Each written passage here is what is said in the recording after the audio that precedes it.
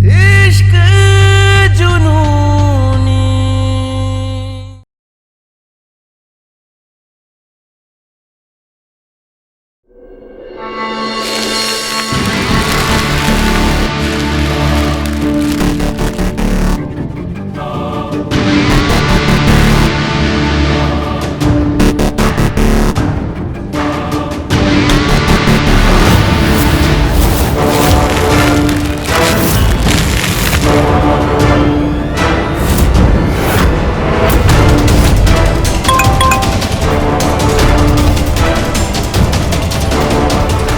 आपका दिया सेंट लगा लिया दोनों ने, अब आगे क्या करना है? आपको बहुत जल्दी पता चल जाएगा हमारे तीखे त्रिपुरारी जी। ये कपूर का पाउडर और सेंट दोनों ज्वलनशील पदार्थ है। हवन की अग्नि भड़कते ही आग की लपटों में गुरु और रूहानी दोनों जल के हो जाएंगे स्वाहा।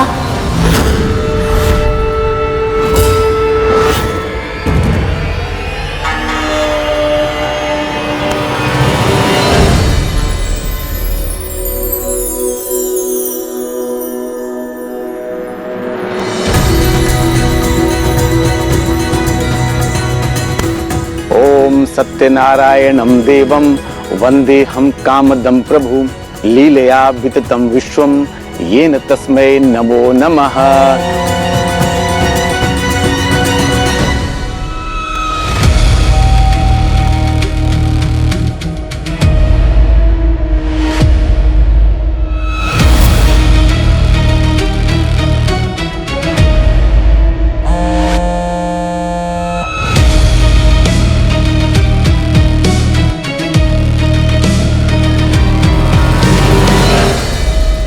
हाँ सुनो, उस शेखर का पता लगाओ और पता लगाओ कौन सा दे रहा उसको।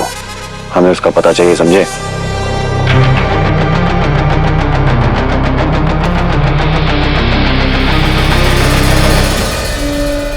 वृंदा नाम की एक पतिव्रता स्त्री थी।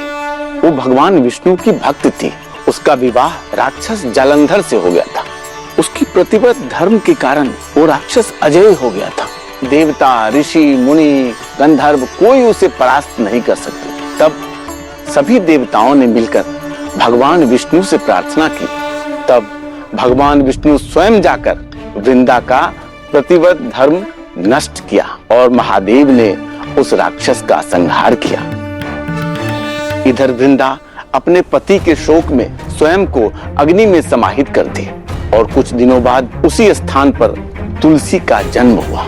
तब भगवान विष्णु ने वृंदा को वरदान दिया, अब से वृंदा तुलसी के रूप में पूजी जाएंगी और मैं शालिग्राम के रूप में इनसे विवाह करूंगा। तभी से आज तक तुलसी विवाह की परंपरा चली आ रही है। बोले श्री सत्यनारायण भगवान की जय। बेटा अपना दाहिना हाथ आगे करना। हाँ, हमें उस चूहे का पता चाहिए, समझे?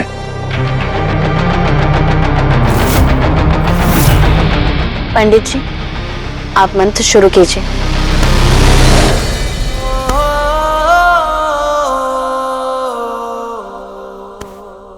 येन बद्धो बलिराजा दानवेंद्रो महाबलः तेन त्वां प्रतिबद्धनामि रक्षे माचल माचलः।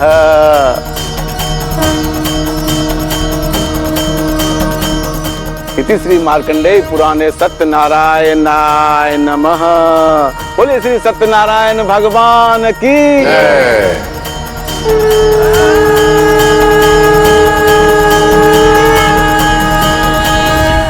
पंडित जी, ऐसा हवन कीजिए कि हमारे परिवार को इस साल ही वारिस मिल जाए। जी जी।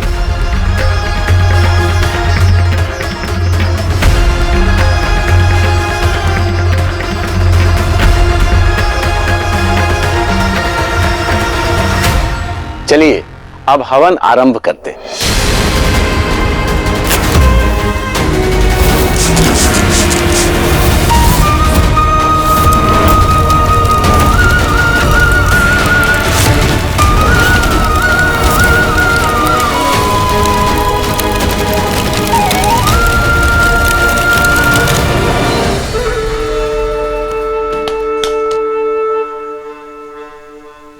अब न पानी आएगा न आग बुझेगी। अब इस परिवार को अपने पतिव्रता होने का ताकत दिखाएंगे हम। अब गुरु और रूहानी का होगा रिश्ता खत्म।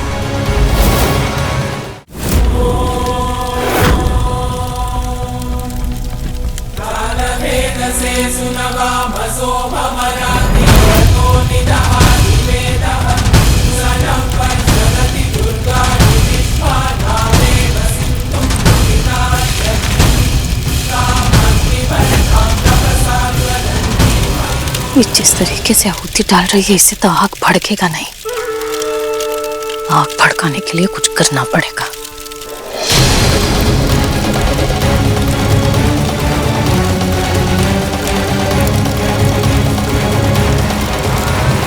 अब आप सब हवन की पूर्णाहुति के लिए खड़े हो जाइए। अब आप दोनों बचा हुआ हवन सामग्री और घी एक साथ हवन कुंड में डाल दीजिए।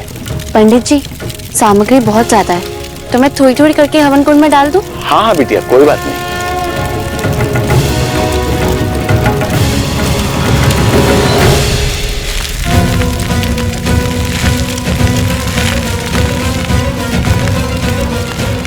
छुटकी बहुरिया, आहुति में हम भी हाथ लगा दें, हमको भी थोड़ा बहुत पुण्य मिल जाएगा।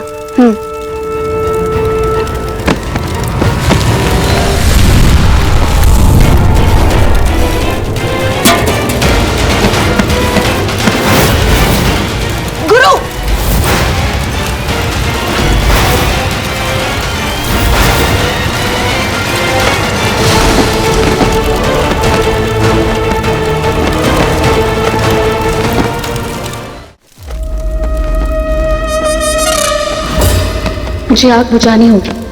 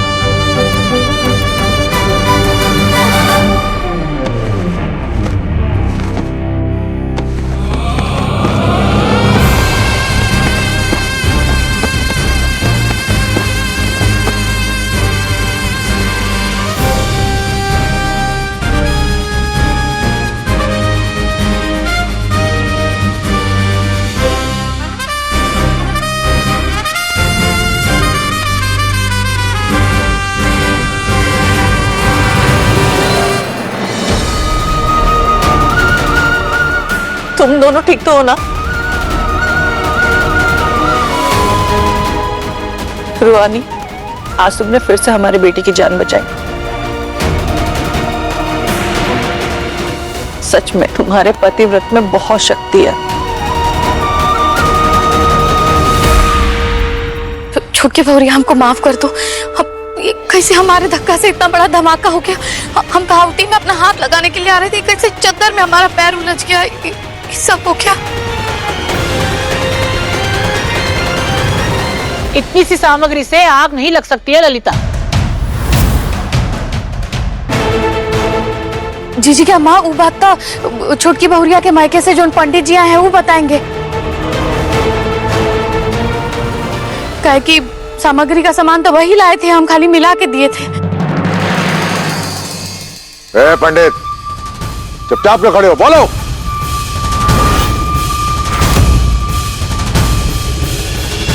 कहीं हमारे दुश्मन ने तो नहीं भेजा तुम्हें यहाँ कांड करने के लिए? नहीं।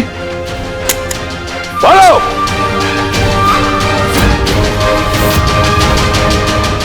नहीं, मैं पंडित जी को बचपन से जानती हूँ, वो ऐसा कुछ नहीं कर सकते। अगर ये नहीं कर सकता तो किसने किया है, बोलो।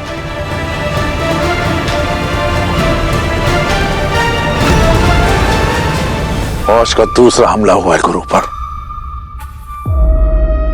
पापा, ये आज या कल की बात नहीं है, ये बहुत दिनों से हो रहा है।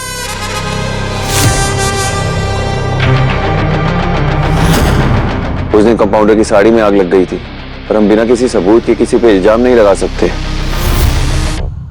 पंडित जी पे तो बिल्कुल भी नहीं।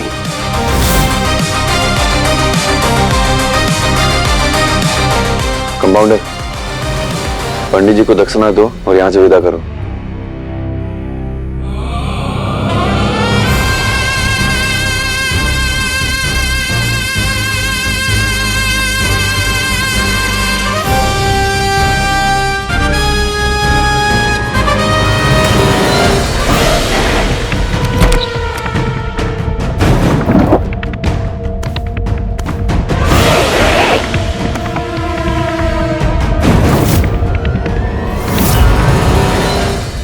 मैंने तो पैसे इसी में रखे थे, कहाँ चले गए?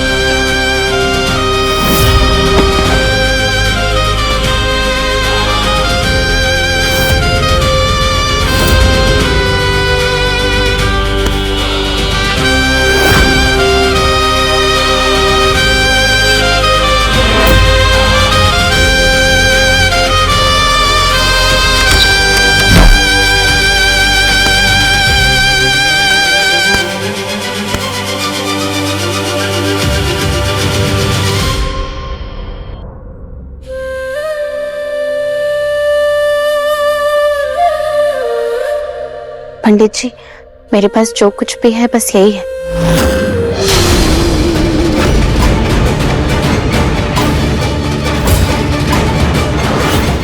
इसे स्वीकार कीजिए। पैसे की जगह कंपाउंडर बूंदा क्यों दे रही है? उसके सारे पैसे तो खर्च नहीं हुए थे। नहीं नहीं रूहानी बिटिया, कैसी बातें कर रही हो? पैसे नहीं है तो क्या हुआ, जब होंगे तब दे देना, इसकी कोई जरूरत नहीं है। नहीं नहीं पंडित जी, जरूरत है, और दक्षिणा के बिना पूजा नहीं होती। आप इसे अस्वीकार करके ये पूजा अधूरी मत रखिए। पैसे थे ना तुम्हारे पास, कहाँ गायब हो गए? जो ये कान का बूंदा दे रही हो दक्षिणा में। क्या बोलूं, मेरी मेहनत की कमाई 12,300 रुपए इस बड़ी हवेली में किसी ने चुरा लिए। पूजा रखने का आइडिया मेरा था, प्रॉब्लम मेरी है, इसलिए जो है वो दे रही हूँ। हाँ, पर ये हुआ कैसे? हमने तो खुद देखा था तुम्हें पैसा रखते हुए। एक सुहागन का अपना गहना देना बहुत बड़ा अपशगुन माना जाता है। और घर से पैसे गए कहाँ?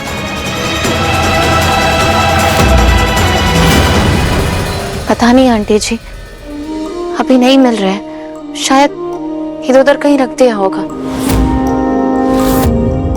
पंडित जी, आप लीजिए ना ये दक्षिणा।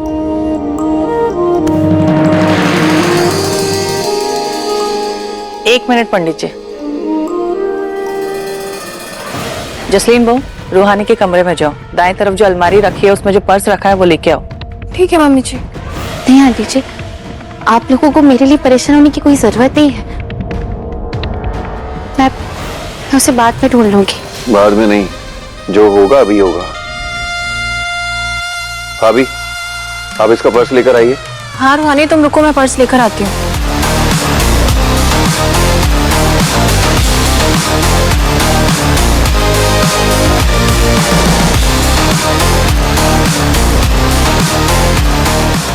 देरी के लिए माफी मांगते हैं पंडित जी। आपकी दक्षिणा और आपकी सामग्री के पैसे आपको मिल जाएंगे।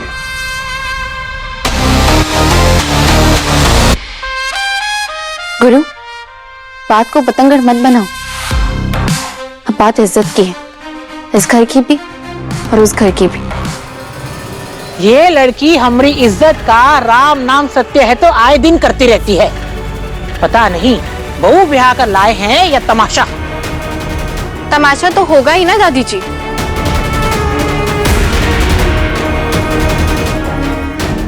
जब किसी के साथ बार बार गलत होगा तो घर और इज्जत का तमाशा तो बनेगा ही ना दादी जी। क्या बकवास कर रही हो बड़की बहुरिया? देखिए इस बड़ी कोठी का न्याय।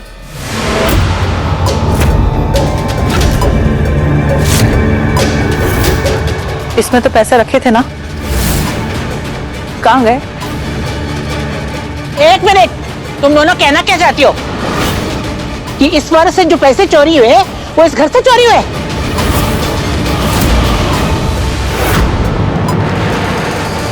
अरे कितने ही पैसे होंगे इसमें? ये लो, ये इस कोठी के तिजोरी की चाबी है। जाओ जाकर देखो इस कोठी की तिजोरी में कितने पैसे हैं और इस पर्स में कितने पैसे होंगे। इतने पैसों में तो हमारे घर के नौकर की 1 महीने की तनख्वाह भी नहीं होगी।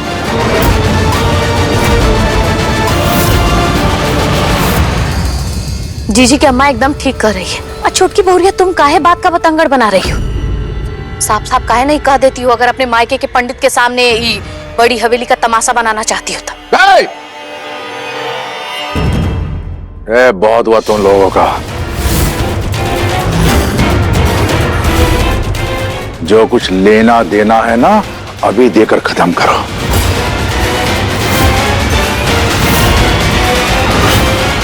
ये चूल्हे चौके के विवाद के अलावा ना हम पे और भी काम है।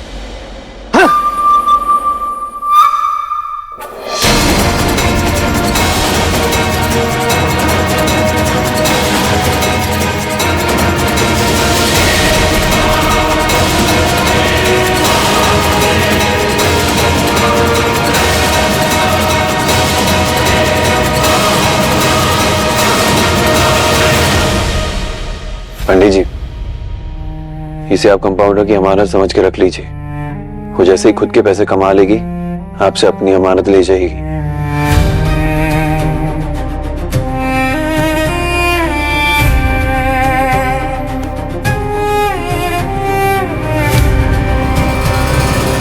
अच्छा, बहुरिया की अपनी कमाई। इसका मतलब तुम बहुरिया को कमाने की इजाजत देने वाले हो। भूल गए हमारी सजा कि इस घर की औरतें इस घर की ट्रेलीज लांग नहीं सकती। आप चिंता मत कीजिए दादी, आपकी सजा और इस घर की मर्यादा ना हम भूलेंगे और ना हमारी कंपाउंडर।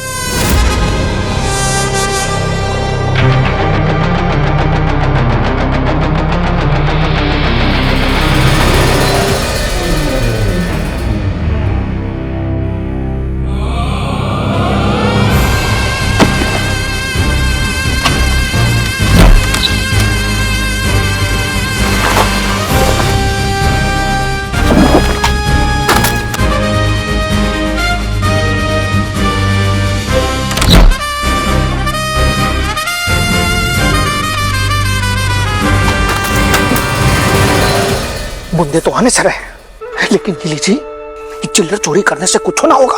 इस घर को गिराने के लिए कोई बड़ा हाथ मारना होगा। वैसे एक बात समझ में आ रही है आपको? आपकी इन 7 मांगों पे उस बहुरिया की एक मांग भारी पड़ रही है। सोचा था शेखर को दाव पे लगा करके गुरु को फंसा देंगे, पर यहाँ हम ही फंस गए। अरे त्रिपुरारी जी, हम तो खुद सदमा में हैं। पहले हम सोचे कि दोनों आग में चढ़ जाएगा, बच गया। पैसा उठा लिए तो बूंदा उठा के ले आई। इस सब के बीच में एक ही बात समझ में आ रहा है कि अगर गुरु बाबू को पछाड़ना है तो टीटी के बेटी को दाव पर लगाना होगा। हाँ, अब रूहानी की पतिव्रता शक्ति उसके पति की कमजोरी बनेगी। वो सब तो ठीक है, बाकी ये होगा कैसे? सिचुएशन देखिए कितना अपोजिट है। मतलब ये 4 दीवारी में गुरु बाबू के रहते हुए हम लोग कुछ कर नहीं सकते हैं। अज्जी जी के अम्मा, जीजा जी उसके ऊपर पाबंदी लगाए हैं, घर का दहलीज नहीं पार कर सकती है। तो कैसे होगा ये? इस समस्या का तोड़ तो खोजना ही होगा। जैसे राजा की जान तोते में, वैसे ही गुरु की जान उस रूहानी में है। लीजिए, अगर रूहानी दाव पर लगी तो गुरु ये बात बहुत अच्छे से जानता है कि चौधरी परिवार रूहानी के लिए गुरु की जान खतरे में नहीं पड़ने देगा। इसीलिए गुरु किसी को नहीं बताएगा कि वो रूहानी को छुड़ाने जा रहा है और अकेला घर से निकलकर हमरे जाल में फंस जाएगा। तब हम लोगों को कुछ करके दीदी के बेटी को ही घर का दहलीज पार कराना है, घर से बाहर निकालना होगा। तुम जिसे ढूंढ रहे हो ना, वही बूंदा दिया है मैंने पंडित जी को। मतलब एक बूंदा तुम्हारे पास है और दूसरा बूंदा यहाँ हमारे पास था, तो ठीक है फिर कुछ दिनों में पंडित जी से तुम्हारा बूंदा वापस ले आएंगे, फिर कानों के दोनों बूंदे तुम्हारे पास होंगे। जो बूंदा मेरे पास था मम्मी ने अपने गहनों के साथ रखा था, जो उस रात चोरी हो गए। अब कोई बूंदा नहीं, ना तुम्हारे पास ना मेरे पास। आज जिस किसी ने भी मेरे पैसे चुराए होंगे ना, उसने मुझसे मेरे मायके की निशानी, वो बूंदे छीन लिए। मम्मी ने पैसे बचा बचा कर मेरे 18th बर्थडे पर बनवाए थे।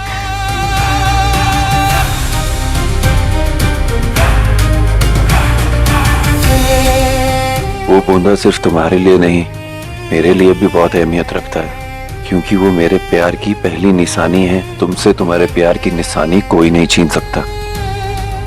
तुम्हारे बूंदे तुम्हें वापस मिलेंगे, जरूर मिलेंगे।